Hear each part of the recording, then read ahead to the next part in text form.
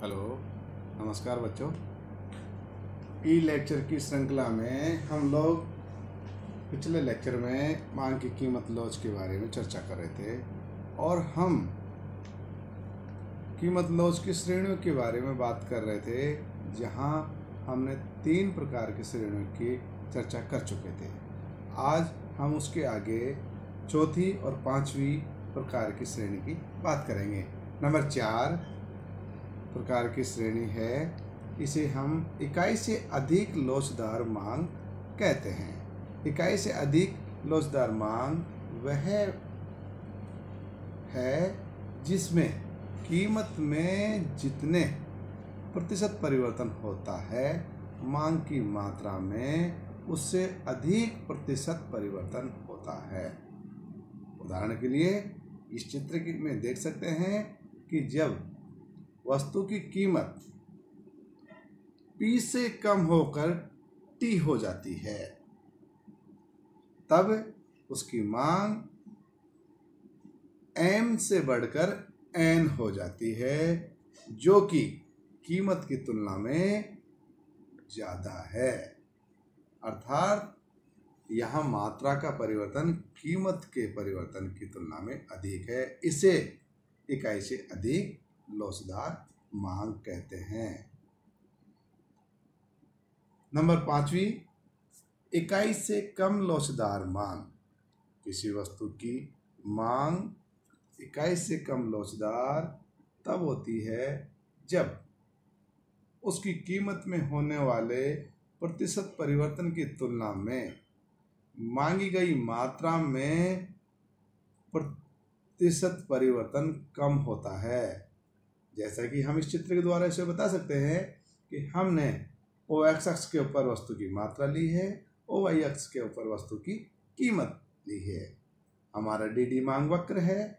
इसमें जब कीमत PT के बराबर होती है, PT के बराबर कीमत में कमी होती है, तो उस वस्तु की मात्रा उसकी तुलना में कम परिवर्तित होती है, अर्थात यह MN के बराबर होती है। तो इससे हम देखते हैं कि PT का परिवर्तन अर्थात कीमत का परिवर्तन वस्तु की मात्रा जो कि MN के द्वारा दर्शाई गई है उससे अधिक है। इसे हम इकाई से कम लोचदार मांग कहते हैं। अब इसके आगे हम चर्चा करते हैं कि मांग की कीमत लॉज के मापने की विधियां, अर्थात इस मांग की कीमत लॉज को किस तरह से मापा जा सकता है। तो इसके लिए हम मांग की कीमत लॉज को मापने की जो विधियां बताई गई है वो इस प्रकार से हैं। मुख्य रूप से 5 प्रकार की विधियां बताई गई हैं। नंबर 1 कुल व्यय विधि, नंबर 2 आनुपातिक या प्रतिशत विधि, नंबर 3 बिंदु विधि या ग्राफिक विधि, नंबर 4 चाप विधि और नंबर 5 आय विधि। अब हम आय विधि के बारे में, कुल व्यय विधि के बारे में बात करेंगे। कुल व्यय विधि कीमत लॉज मापने की वह विधि है जिसके अंतर्गत उपभोक्ता के द्वारा व्यय किए जाने के आधार पर वस्तु की मात्रा जो खरीदी जा रही है उन दोनों का संबंध देख करके बताया जाता है कि वस्तु की प्रकृति किस तरह की है। इस विधि का प्रतिपादन मार्शल ने किया था।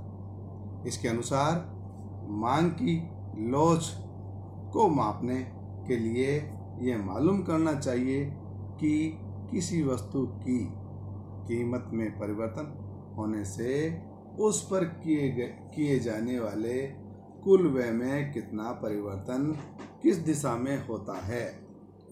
नंबर 1, जब किसी वस्तु की कीमत में कमी या अधिक होने से उस पर किए जाने वाले कुल व्यय में कोई परिवर्तन नहीं होता तो मांग की लॉज इकाई के बराबर होती है, अर्थात कीमत के परिवर्तन का प्रभाव उसके खर्चे के ऊपर नहीं पड़ता है।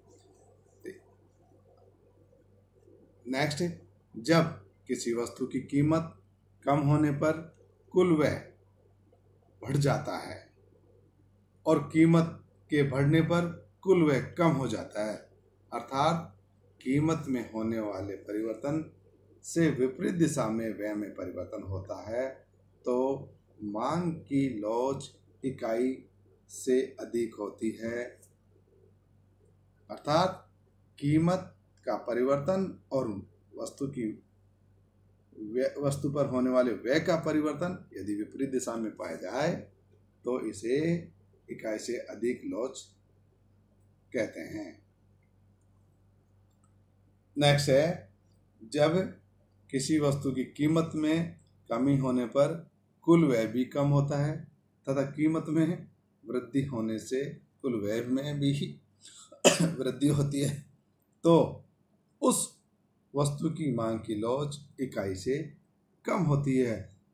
सामान्य अर्थ शब्दों में हमें इस प्रकार से कह सकते हैं कि कीमत में परिवर्तन और कुल व्यय में परिवर्तन यदि एक ही दिशा में हो तो उस स्थिति में मांग की लॉज है वो इकाई से कम होती है। प्रोफेसर लिबास्की ने कुल व्यय विधि द्वारा मांग की लॉज को मापने के लिए निम्नलिखित सूत्र का प्रयोग किया।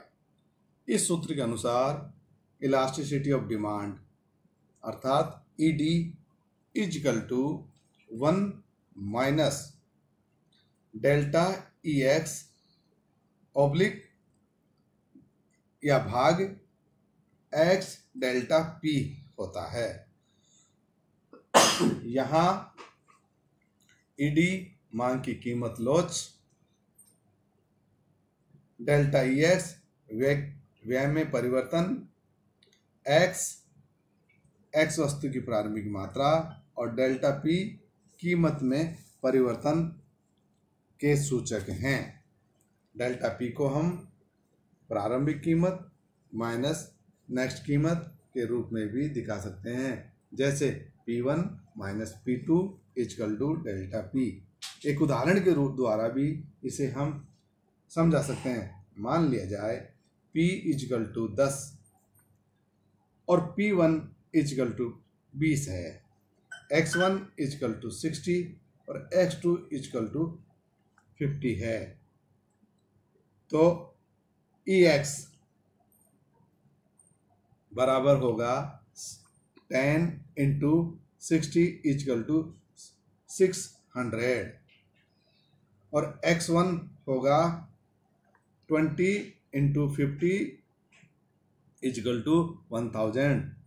डेल्टा P यहाँ हुआ P1 minus P equal to 10 अर्थात 20 माइनस 10 इक्वल टू 10 और डेल्टा X होगा 1000 माइनस 600 इक्वल टू 400। अब इसके माध्यम से मांग की लॉज की गणना करें, वह होगा इलास्टिसिटी ऑफ डिमांड अर्थात ईडी इक्वल टू 1 माइनस 400 भाग 600 गुणा 10 अर्थात 1 माइनस 400 गुणा 10 गुणा 600 अर्थात 1 माइनस 2/3 अर्थात ईडी इक्वल टू 1/3 अर्थात इकाई से कम। इस प्रकार से आज हमने कुल व्यय विधि की बात की मांग की लॉज ज्ञात करने की। नेक्स्ट पीरियड में अपन दूसरी विधि के बारे में बात करेंगे। Thank you.